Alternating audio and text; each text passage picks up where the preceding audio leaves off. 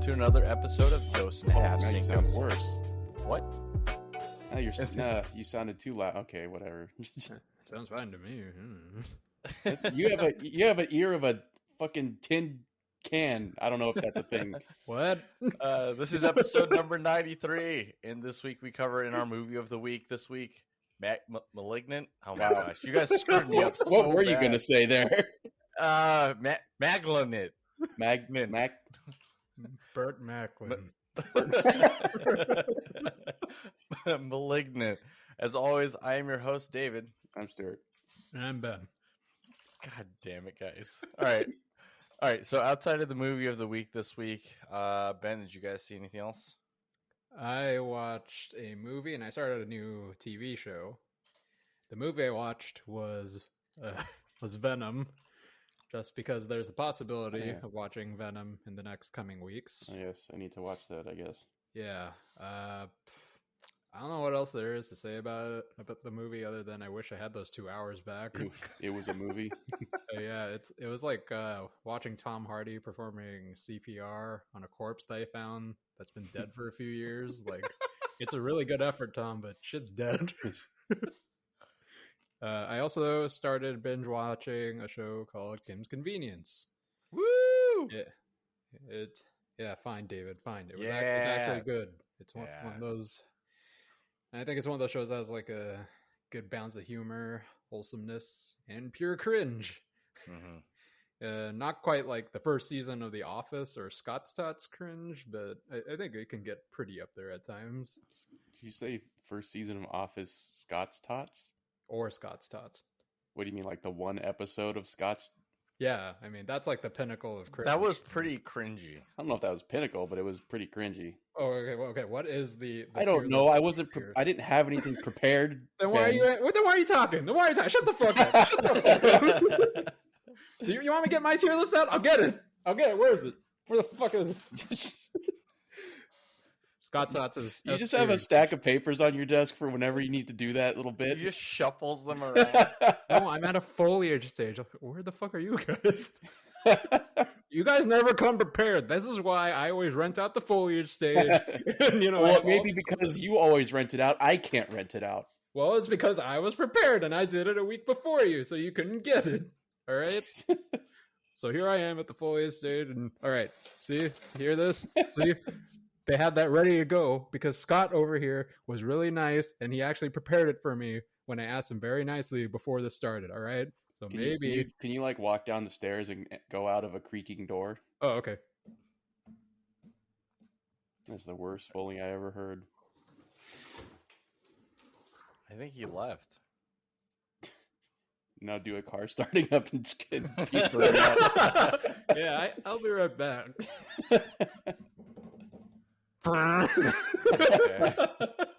But yeah, I really enjoy that show. Also, I keep forgetting that that Shang-Chi's in there as a Korean guy, so that's always a nice Throws surprise. you off just. Oh, so he is a Korean guy, or is he? Make up your mind. I think they actually made a joke about it in Shang-Chi where he's like, everyone keeps calling me Korean. I don't know why.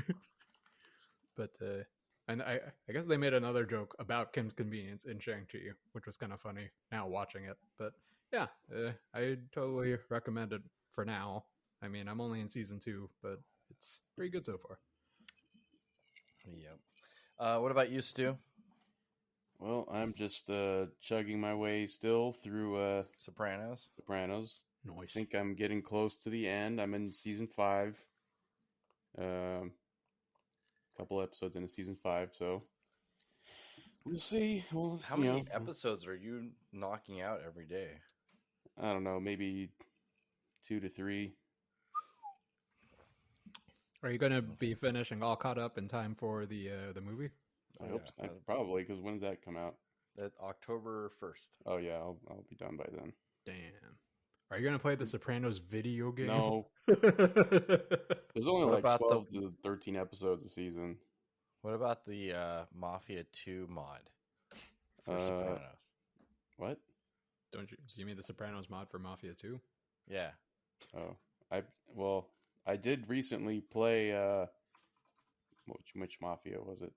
whichever one. It was like a remake, I guess. Mafia. I don't know. I replayed it recently. I played that recently. So, but anyways, yeah, that's all I've been watching. Other than nothing. That's it. That's all I've been watching. For me, am halfway through the second season of Manifest. Did you guys ever watch either of that one at all? Mm-mm. Is that the one about the airplane that disappeared? Yeah, that mysteriously comes back after 5.5 years. Isn't it like a CBS show or something? I'm not sure. I didn't really catch on to it until Netflix picked up the final fourth season because I guess they canceled it. Whatever syndicated. How many seasons can we lose the plane in? No, they lost the plane in the first episode. They've been milking it ever since. It reminds me of the jailbreak. Jailbreak show is like, how many seasons can you break out of jail? Fuck. Didn't they Prison actually break? Yeah, didn't they break into prison to break out? Yeah, and then they had to break back in just so they could be like, all right, we're out of ideas. They have to break back in. Genius! Let's do it again. Wait, so you're only in the second season of Manifest, right?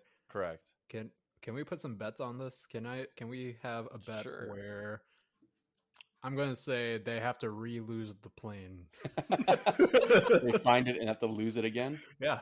Do you guys have any desire to watch it at all? No.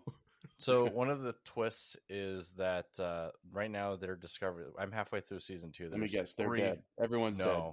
It's purgatory. Yeah. No, the plane is Satan. They're running into this issue where they realize that the length of time that they were gone.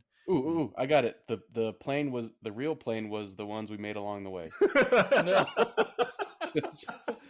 There are planes that are made of metal. There are planes that are made of wood, but true planes are friendships. I don't know. Nope. Nice try.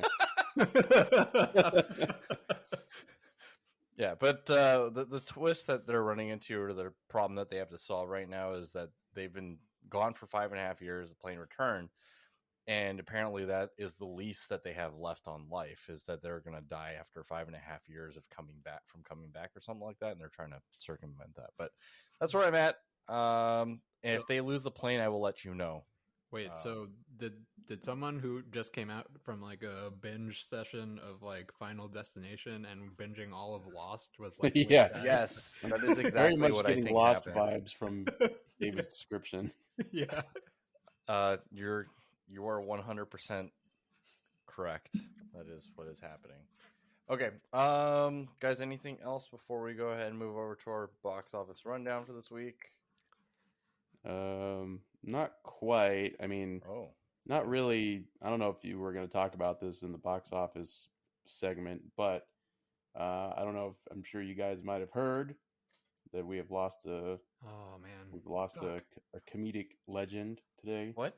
Yeah. Who? Norm Macdonald. Yeah. R.I.P. man. Fuck. When did that happen? Today. Apparently he was battling cancer. Secretly. He didn't announce it or anything.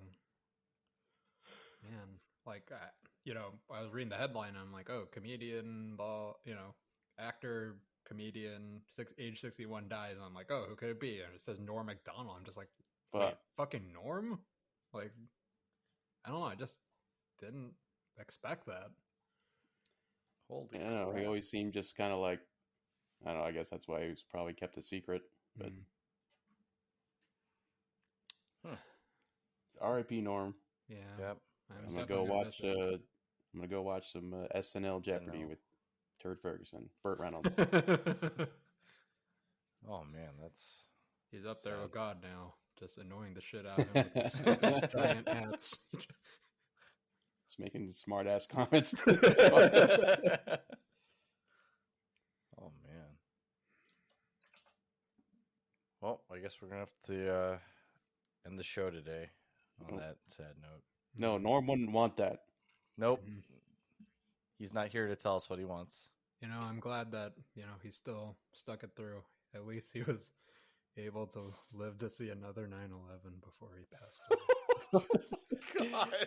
Is that no? Is that like a joke that he wrote before he died? I feel like he made a lot of 9/11 jokes, like a lot. What was it like? I feel like he did make a lot though when watching his podcasts or whatever, or listening to his podcast. I think there were just an inordinate amount of them.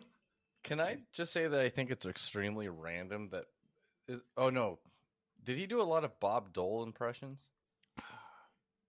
I don't know. Just for some reason, Bob Dole like made a tribute to him, and I guess a lot of people are mentioning it. I don't know. I'm sure throughout his career, he probably met a lot of people, and yeah. But R.I.P. Well, you'll be missed. Well, other comedy news. Patton Oswalt canceled some of his shows because they weren't requiring vaccinations. Jesus Christ! Why'd you follow up with like we were just talking about fucking Norm Macdonald dying, and then you say Patton Oswalt? I'm like, oh my god! Shock! It's got to be shocking. We're not doing the comedy news minute here. No. I was just mentioning that the reason why he's in the news is he canceled some of his shows because of the vaccinations, and then another politician got involved and said that Patton Oswalt apparently only had disappointed only 2 of his fans by canceling.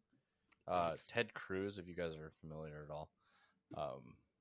That was one thing that Politicomedy podcast now? No, I literally just mentioned one thing. Okay, let's move over. All right. At number 1 in the box office. Too topically. All right. Well, Ben, what was your comment? No, I don't want to make it anymore. Just go. I will say that the reason why I mentioned it is Patton Oswalt was really good on Twitter. Check that out as his response to Ted Cruz. It was awesome. Why would you insult someone who insults people for a living? That's what I was saying. Like he was like, just go check it out. I think that it was extremely funny. All right, number 1 in the box office this week. No surprise, Shang-Chi and the Legend of the Ten Rings, $34 million. Breaking, crossing over the $100 million mark already. Number 2, Free Guy, actually up 1 spot from last week at number 3 to now number 2. The movie of the week for this week, Malignant, actually debuts at number 3 with 5.4 million. Number 4, Candyman with 4.7. Number 5, Jungle Cruise. Number 6, Paw Patrol the movie. Woo! And how many times have you seen this now at this point? I don't know how many little nuggets you got on a paw. That's 5 2, times. 3 nuggets. Sometimes 6 if they have like a deformity. All right, number 7, Don't Breathe 2. Number 8, The Card Counter with a cool $1 million. Number 9, Show Me the Father. And number 10, Respect. Wait, is the movie actually called Show Me the Father? That's what it says. Show Me the Father. Yep. Show debuts me the at Morty. number 9. Falling out of the top 10 was The Suicide Squad. Fell number 12. And then Black Widow finally out of the top 10. Guys, questions, comments, concerns? What is Show Me the Father about? We haven't done this in a while. All right, go ahead and guess, and then I'll read the synopsis. We were supposed to. How did this game go? We look at the poster. Look at the poster.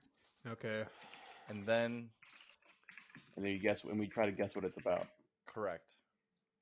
Oh, this fucking poster has nothing. What the fuck is this? This has nothing. Can't go on anything. Wait, is that Lance Reddick? No, that's not Lance Reddick. Oh, wait. Okay. Wait, is that Rick from? No. Okay. Well, I'm gonna make a very strong faith-based leap here, and I'm gonna say that it's. Did you read the synopsis? I read the top of the fucking poster that says from the creators of War Room and Courageous. Kendrick Lamar Brothers presents. No. Kendrick Perkins. Kendrick Perkins Lamar. And the truth brings you. Show me the Father. I'm gonna guess it has something to do with God, but I can't really put my finger on it. Okay. Stu? I'm gonna say it has something to do with a child who has a father figure in their life who is not their biological father. Ooh, okay. And something about, or maybe, how about this?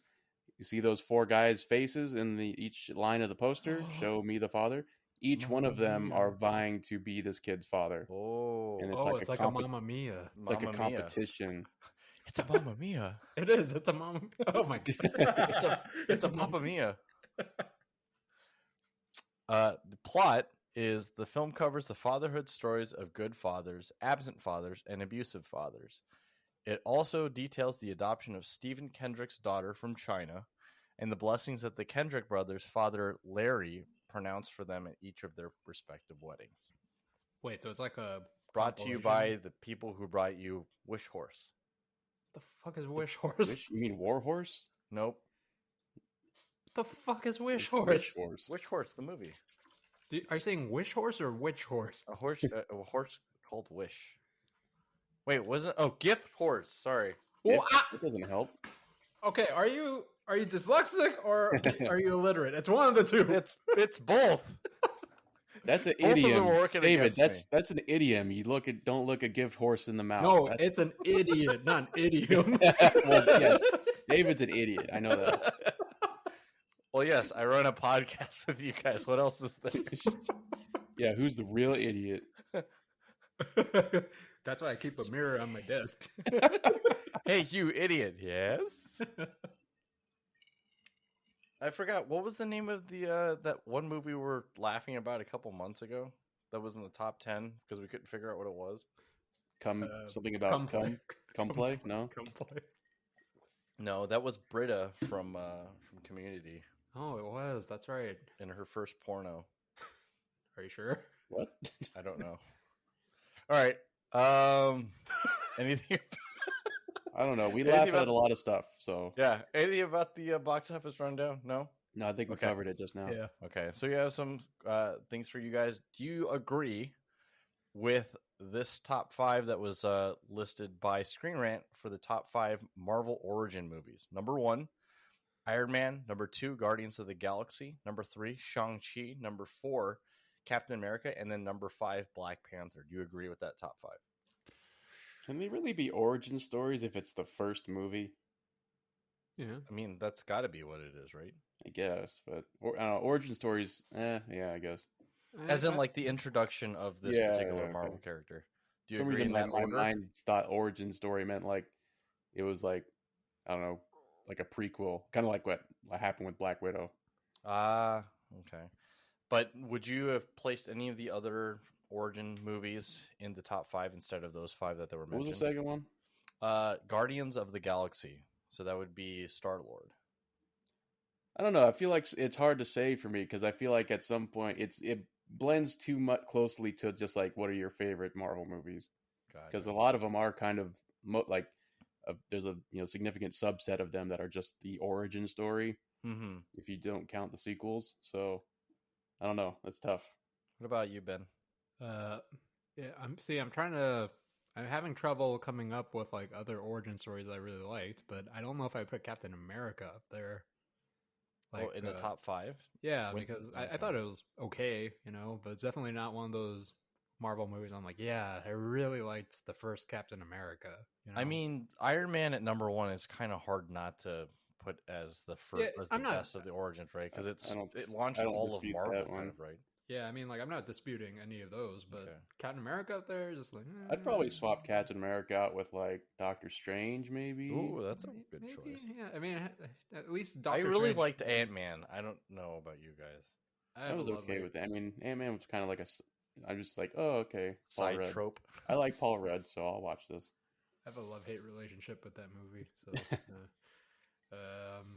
yeah, I can't really think of any other ones that like really pop out that I'm like, yeah, I would swap out Captain America with that. So, yeah, I guess I'd have to go with it. Okay. Some other things that I came across over the weekend. Irony that Karens are actually trying to cancel the Karen movie. You guys remember that one from a couple weeks ago? Oh, yeah. By no surprise. So apparently the the director has received death threats and some pretty nasty fan mail in regards to the release of that particular movie. Nice. Why does this poster for Karen make her look like John Wick? She's like she looks like she has like a gun like at her hip, like she's. And I don't know. Did you guys see this poster? Let me see. Karen. Wait, nope. This is a. That's not it. Where is it? Someone copy and paste it. What, the poster? Or the link to the poster or something. It's just IMDb, you fool. Oh, IMDb. What? Yeah, I know what that is. Have either of you guys gotten a chance? Speaking of John Wick, did you guys get a chance to check out Kate on Netflix? I have not. I mean, it looked interesting, but I don't know anything. Apparently, it's being compared to. They're saying that it's the female John Wick. Wasn't that supposed to be Atomic Blonde? Yeah. Is it? Yeah. Well, Atomic Blonde came out like I think right after the first John Wick. I think. Yeah, and it was produced by or created by the other director, not Chad Stahelski. Because there were two directors for David Leitch. But it's got Woody Harrelson, so I'll probably watch it. Yeah. At some point. Yeah, I do want to check that out because I do like Mary Elizabeth Winstead. Okay. Well, when you guys get a chance to see that, let me know if that description is accurate. Of course you like her. Fucking Scott Pilgrim bullshit. Hey, just because you're looking at her IMDb and that's the number one role she was in, hey, that's a good movie, all right? That's what it means. It's a good movie. You know what other movie she was in? Birds of Prey. Yeah, I know. And the Glorious Emancipation of One Harley Quinn? What? And Gemini Man. And what was that other movie? Sky High. That's Ben's favorite. I actually have never seen Sky High before. What, dude? You watch all of those movies that are like in that Shark Boy and Lava Girl. Hey, Sky High. That is a national treasure. All right. No, National Treasure is a national treasure. He's got you there, Ben. Okay, it's in the vein of a national treasure to American cinema. All right, how's that? Jesus. All right, guys. Anything else? If not, then I actually wanted to try a new segment with you guys. Ooh. Called remember we did the hot or not or the rank from 1 to 10. Well, I tentatively am calling it swim or cinco. Wow. I couldn't think of anything else. Wow. All right, there's a piece of news that came out. Chris Evans may be joining might be part of the Fantastic Four. Sink or swim? Cinco. You meant Cinco. Cinco or swim. Can't even do your own segment right. Yeah, what the fuck? Chris is reprising his role? I don't think so. Well, then what the fuck is the point then? They're recasting him as something else. I'm going to say Cinco. Yeah, I'm going to say... I don't know. Cinco... I wish Cinco didn't have the implication that it's the negative choice, because that's, it's like... That's what do you mean? It's our brand. podcast. This is the negative choice. Everything is negative. Okay. Yeah, I'm gonna say Cinco if he's not gonna be whatever his name is. Well, either the name was either gonna be Swim or Cinco, or it was gonna be Dope or Nope. No, let's go with Cinco. Go with the first one. Okay. All right. Colin Farrell in a Penguins spinoff. Penguins? Swim or Cinco? Yeah, from Penguins Batman. of Madagascar, or No. Like with Morgan Freeman narrating it. March of the Penguins. The penguin has reached the end of its life cycle. No, Colin Farrell is going to be Penguin from Batman. Why is it called Penguins? Is it like a family comedy where he has his like family and his kid like freakish kids that look like penguins, or what? Is this what really fans are asking for? I want a series about the penguin? Correct. Well, that's kind of hard to say because he's the penguin in the new movie coming up, but no one's seen the new movie yet. How that's kind of like a soft spoiler there. No, it's not. It is. They're saying that he's important. So we're going to give him a spin-off series, as in, like, it could be an origin story. How is that? That can't be a spoiler if it's an origin story. Colin Farrell as the penguin? Dude, okay, so swim or Cinco? Well, I'm going to abstain because I don't know. That's not an option. I can't. Yeah, it's not swim, Cinco, or abstain. Okay, it's abstaino. I'm going to wait. That sounds worse. Only because I want to see Danny DeVito reprise his role. He is. Whenever I think of Penguin, I always think of Danny DeVito. It's hard for me not to.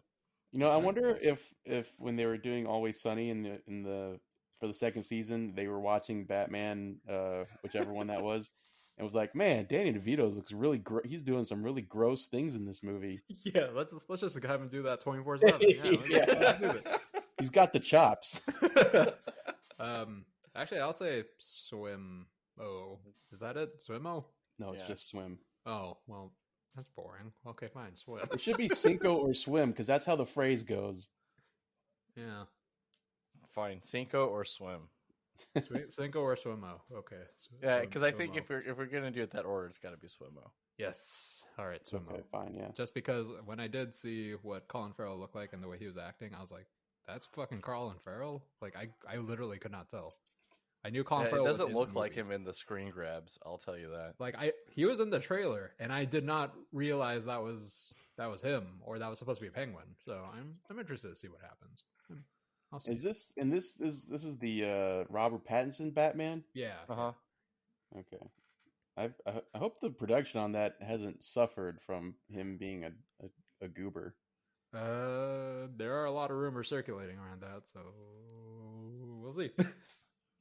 Okay. Wait, what about you, Stu? I told you Cinco because I want Danny DeVito. Okay. Hawkeye is coming to Disney Plus on November 24th. Oh yeah, I saw that. Cinco or Swimo? I say Swimo. Yeah, Swimo. It looks pretty fun. Looks pretty good. Yeah, like a Christmas themed. Yeah, it's like Die Hard. Yeah, and Jingle All the Way. Yeah. I know, Stu, that you enjoy watching the DC comic movies, the animated movies. Yes. There's going to be a new one releasing on HBO with Ethan Hawke voicing Batman. Wait. Yep. That doesn't sound right.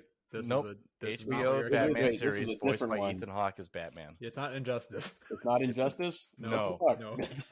Cinco or Swimo? Wait, what is it then? You didn't even mention the most important part. What's the most important part? What the movie's actually about. Yeah, what is it?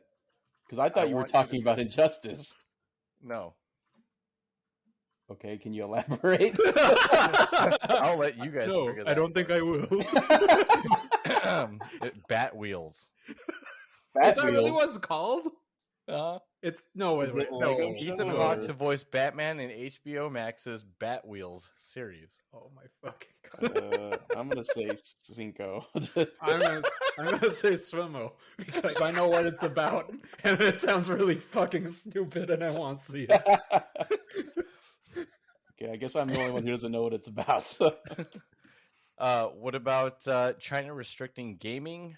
Wait, are you not going to tell them what's about? Wait, what? We're just going to move on from that? I'm just going to move on because it's. You're just going to let me stew in it. Yes. Oh, we're going to let Stu in it. Stu does what Stu does. I'll let you discover that gem that will be Ethan Hawke voicing a car, a Batmobile. No, he's voicing Batman, right? Mm-hmm. He's not like Knight Rider as the Batmobile. What? Inside the Batmobile. All right. Piece of news came out last week. China was restricting gaming to 3 hours a week on Friday, Saturday, and Sunday, only an hour apiece if you're under the age of 18. So I guess online gaming is gonna get a lot easier for a lot of us. Right. Swimo or Cinco? I don't give a fuck. Oh, now we can abstain. Suddenly we can fucking abstain. No, I didn't abstain. I said that's a completely separate. Yeah, no, that's. So I could have said I don't give a fuck. You could, yeah. You didn't say no. Ben, you can't. Stu, I'm giving him an option. What? Yeah. Well, I don't give a fuck about your ruling. All right, I guess it's just going to be 1.5 Cincos now. I guess China is not still cool. Yeah, China you can play later after you're 18. After you do your 15 hours of homework. All right, that is it for Cinco and Swimo. Or right, why would you can't do both? How do you keep fucking it up? What? You're the worst, David. You said sink or swim. Yeah, and you said and. You can't do both. Sink and Swimo. What? It's Cinco. Motherfucker! How many permutations of wrong can you get? Jesus! Say sink again. I dare you. Chowder. Say in French. Chowder. All right, let's go over to our movie of the week this week, Malignant. I believe this was Ben's choice. So, Ben, go ahead, tell us about it.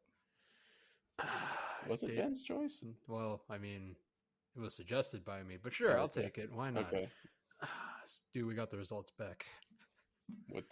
Tell it to me straight, Doc. It's Malignant. Oh. So what do you think of the movie, David?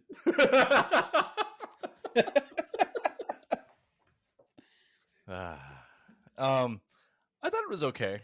For a horror film, I think for me, it kind of almost gave me that like B movie vibe from the very beginning. It wasn't until maybe about 3/4 of the way through that it kind of started giving me the same vibe as what was it, Saw, and what other movies did he direct? What's shit? They all have the same names. Conjuring. Yeah. So I kind of got that. I was expecting that vibe because that's obviously his thing.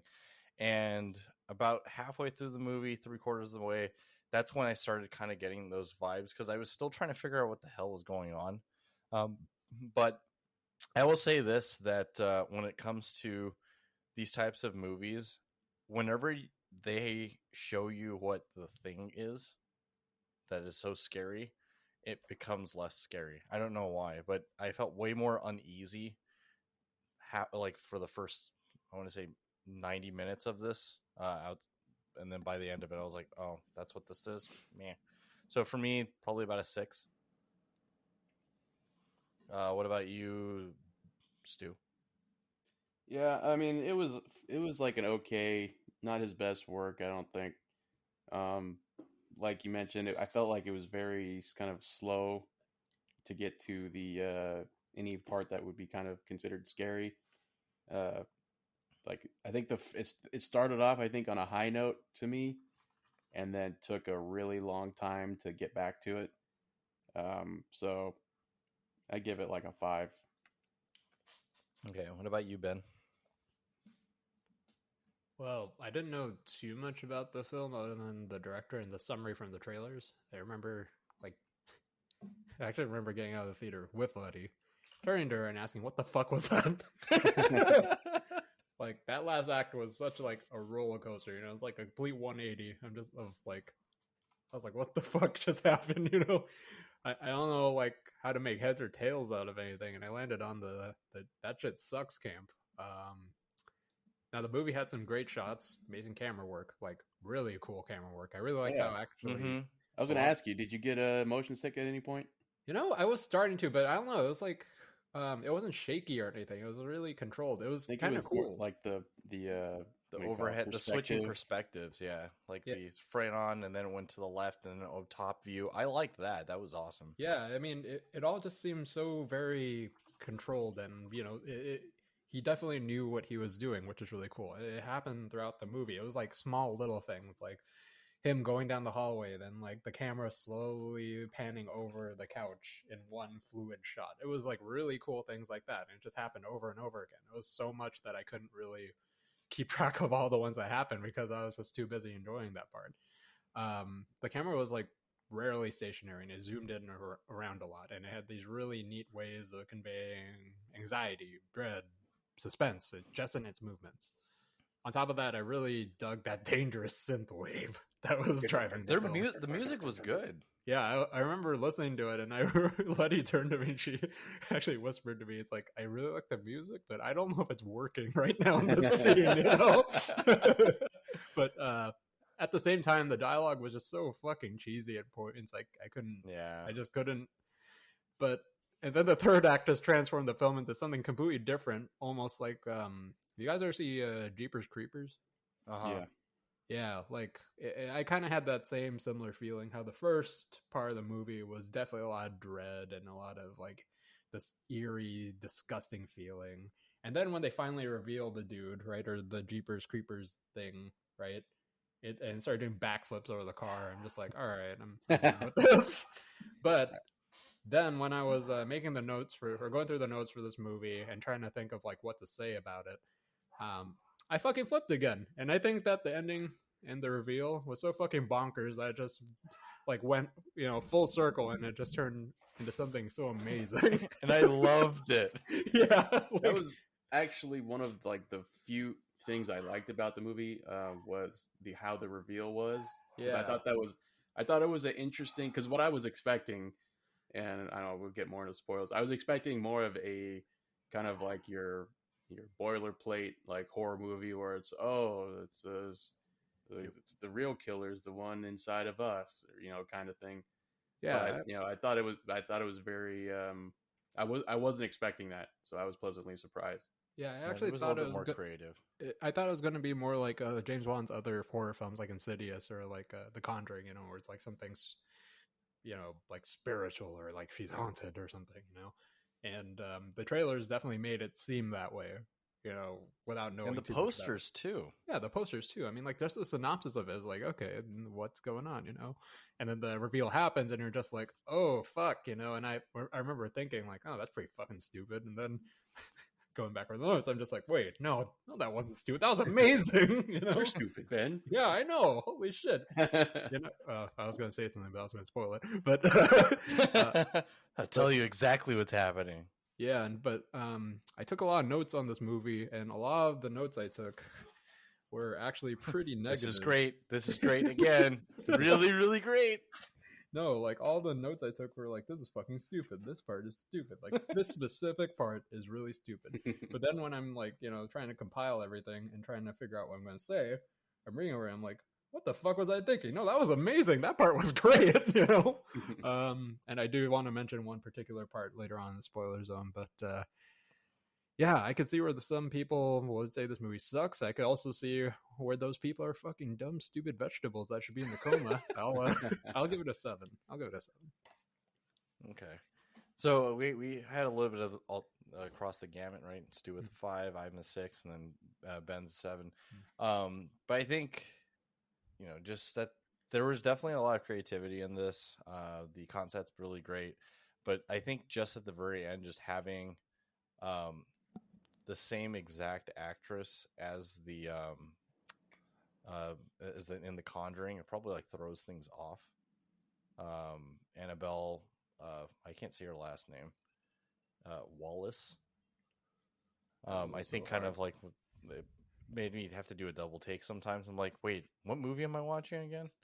But I guess the question is, would you guys be interested in seeing a sequel to this? Yes or no? Stu? I don't know, because I feel like it would just become like a type of, I don't want to do a spoiler. It'd be like a very soft spoiler, but I have a feeling it would become like a superhero movie.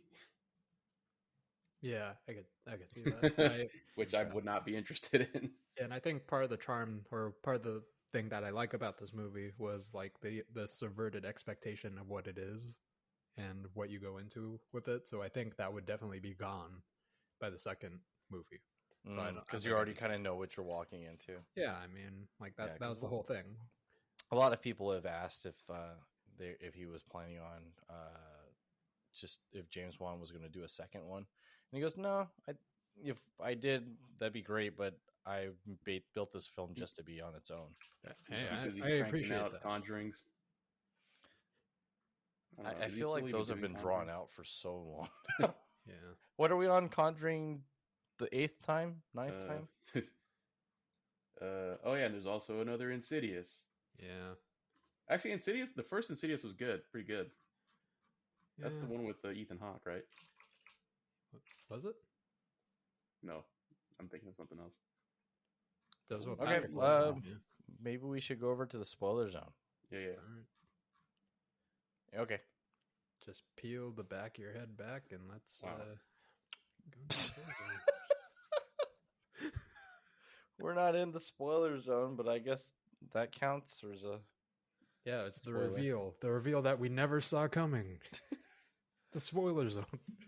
Yeah, I will say like that is a very interesting take on a teratoma, but yeah. Is that the type of cancer? It's one where there's like different Dr. types Chen. of tissue altogether. Obviously, that is a very it's a very large. What stage of cancer was that? That don't know whatever stage is that. It's the malignant stage. Whatever one you need to be able to turn into a movie. Oh. It's actually a teratoma is a tumor made up of several different types of tissue, such as hair, muscle, teeth, or bone. Yeah. So, all right, Stu, I'll let you kick it off for us in the spoiler zone. Right. So, I think the movie started, like I mentioned, I really liked how the movie started in that hospital, and it wasn't really kind of showing you what the thing was, but at the end you got kind of an obscured view as to what was causing all that mayhem, which looked very freaky to me, and I liked that. But then I felt like right after that, the movie took so long to get to the point, get to like, all right, what's the thing? Okay, what's the thing? And like just having the mysterious shadowy figure in a coat throughout the movie wasn't like terribly scary to me. It was just kind of like, okay, there's some person going around doing all this stuff. But I think the reveal at the end was the big payoff. So if you stuck around for it, then I think it definitely rewarded you, because I was definitely not expecting that guy to kind of pop out of the back of her head, and that was actually her the whole time.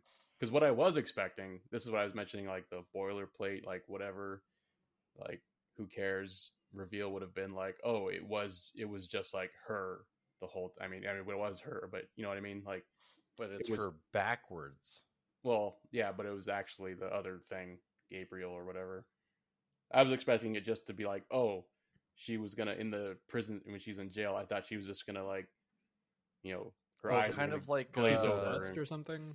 No, yeah, I think. or, I was thinking it was more like Fight Club, is what you were trying to allude to, right, Stu? Or not I guess, but like not so much that she was, fantasizing about shirtless Brad Pitt, but and who doesn't? I mean, yeah. But I thought it was just going to be like it was just her this whole time.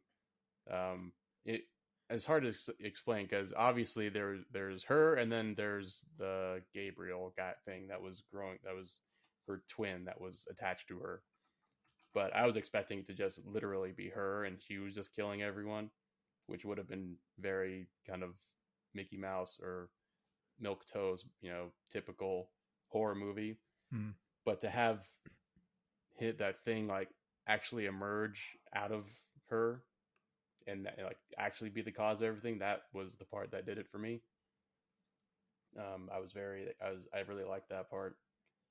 I thought it was very clever, way to do it, especially with like all the little hints it drops throughout the rest of the movie where it's like, oh, the back of her pillow is bloody, like each time she wakes up. So I didn't even catch that until you just mentioned it. So, but the reason why I kind of graded it as kind of average was just because I just felt like it took way too long to get to that point. I can see that. Okay. What about you, Ben? Yeah, so I agree with you with the I guess the slasher B movie kind of vibes that you get from it. And I did really like that. I think it was very intentional with the way that was brought up. At the very beginning of the movie, I really thought, man, these lines are really fucking cheesy. Well, it's time to cut the cancer out. And, it's like a British accent doctor, all that. And the guy who loses or like breaks his arm at the beginning, he like put it on such an exaggerated reaction for that. It's just like, holy fuck, what am I going into? And, but at the same time, why would you stick the gun in the room? Yeah, yeah, just put your arm through the small crack. Just shoot wildly in there. Hopefully, it hits something. Yeah, like I agree with Stu though, because it kind of loses that energy that you set up at the beginning, and it's a long time before you kind of see that again, right? I don't think you really see any glimpse of that until that chase scene towards the end, where the detective's chasing after Gabriel or whatever. But I want to say that even though it wasn't like traditionally like a scary horror movie, I did like when they did show small glimpses of Gabriel like killing someone. I was a little like, you know, perturbed by the way that Gabriel was moving, because I was always wondering like, why the hell is he like killing people in a really weird way, because like his movements were unnatural. And then finally by the end of the movie, like, you know, you finally realize, oh, it's because it's just her backwards, and that's how it would look if she was trying to stab someone like facing backwards, you know. So that was pretty cool. The I kind of like this film a little. I might be a little biased on this because I do get sleep paralysis sometimes, and so just that feeling of, you know, watching something unfold while you're sleeping and just like not, you know, just sitting there and not being able to do anything but and eat kitakata. Hey man, like, it's Lady, don't do it. Don't eat my leftovers. I can't get up. It's just the horrors happening in front of me. I think Letty is getting a little annoyed with me because there are just nights where it's like, I know I'm in sleep paralysis, and the only thing you could do is just try to yell as loud as you can, but you can't until you can. And when it does happen, it's like 3 a.m, and she, you know, Letty just like, yeah, pretty much is Letty just like, shut the fuck up. You know, just like, come on. But the one scene that really sold, that had the biggest like head turn for me was the scene or the fight scene at the not the hospital, the police station, right? That was awesome. Yeah. When I first saw it, I could feel my eyes rolling in the back of my skull because I'm like, oh man, this is so fucking stupid. But holy fuck, Letty, like, I've never seen her try to hold in a laugh so much. When the two detectives were like, you know, hoisting each other up, trying to get out of the department, right? After they just encountered Gabriel. And Gabriel is like full on just runs to the other side of the station, right? It's like a pretty big station. And he grabs a chair and does a fucking 360 swing with the chair and fucking no scopes them with the chair. Like, holy fuck, that was just so over the fucking top and so unnecessary. Like, Letty, like, she just darted from her seat, you know, like darted forward, like trying to hold in a laugh. I've never seen that happen before. And I thought, man, that is so fucking stupid. And now thinking back, and I'm like, damn, that's fucking baller. Just fucking Kobe did, you know. She didn't hold the only problem is she didn't hold the finish. Just threw it in the wall. Oh no, she pulled a Steph Curry. She just like threw it and then just turned away and walked off. And just like, I already know I hit him. Yeah, he was going in. Yeah. So yeah, I think it definitely is. Your enjoyment of this film is definitely how, or I think what contributes to it is how you kind of view it. And I am definitely viewing it in the B movie slasher. Yeah, it gave me that vibes from the very beginning. I was like, why does this feel like I'm watching like the first episode of Stranger Things? And then it just kind of happens. And then one thing ends. It just sort of ends. One thing that Ben mentioned that was one of the reasons why it wasn't quite doing it for me was, you mentioned like her unnatural movements, which is when it's revealed to her at the end that it's like just her in but backwards. I feel like based on like James Wan's previous movies that it wasn't unnatural enough to me to like be unnerving. Oh, okay. Like it was like I noticed there was like something slightly off, but I couldn't quite tell. It wasn't obvious to me until like the end when it's like when it actually shows you that it's like, oh, she's like dislocating her arms, and oh, Ben, that must have been hard for you to watch. It's happening again. Did you have to look away at that part? Yeah, this movie's all about me. Got sleep paralysis. This lady just dislocating her arms the whole 9 miles. What's next? She's going to eat a peanut and die? What? Forgot his EpiPen again. Guys, I know how to defeat Gabriel. Peanut butter. But yeah, that was. I just felt like based like on other movies he's done, like the what is it, Insidious and the fuck. They all have like the same titles. What was it? Well, you know what I mean. Dead Silence, Saw. You know, all those they've always have exhibited some like really kind of unsettling motion in it. I feel like this one it was kind of there, but it just wasn't enough for me to be like scary. Okay, that's fair. But I did like the commitment that they kind of like stuck to this and like the movement and stuff like that. So I thought that was really novel that he kind of like stuck to that. Even though, because for the longest time, I thought it was like maybe she had some like neural link with like some like paranormal, like some type of like creature or something like that. That's the reason why it had the movement that it had. So, but it makes me wonder. It's like, okay, at the very end, does that mean that she can have a child now because she can control Gabriel, or is it just kind of like, as long as he's a part of her, that it's always going to have this like weird struggle kind of thing between her and her cancer? Guess we'll find out in the sequel. No, there's no sequel. All right. Guys, any other thoughts before we go ahead and wrap this one up? Only that this is unrelated to the movie, but I came on the IMDb page for James Wan. I noticed he's either finished production on a movie called The Crooked Man, which I'm very much would be interested in, because I think that kind of goes into what we were just talking about with the very unnatural or unsettling kind of movement. Because from what I've seen I think The Crooked Man started off as like a creepypasta. Yeah.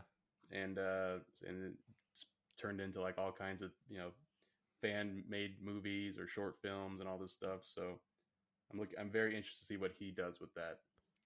Yeah, I guess I'm a James Wan stan now. So yes, I've always been, since even before I knew it was James Wan who was doing it. He was the one controlling the puppet the whole time. All right.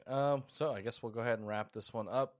Stu, what is our movie of the week for this week? I forgot what we said. Pig. That's what we said. Okay, Pig it is.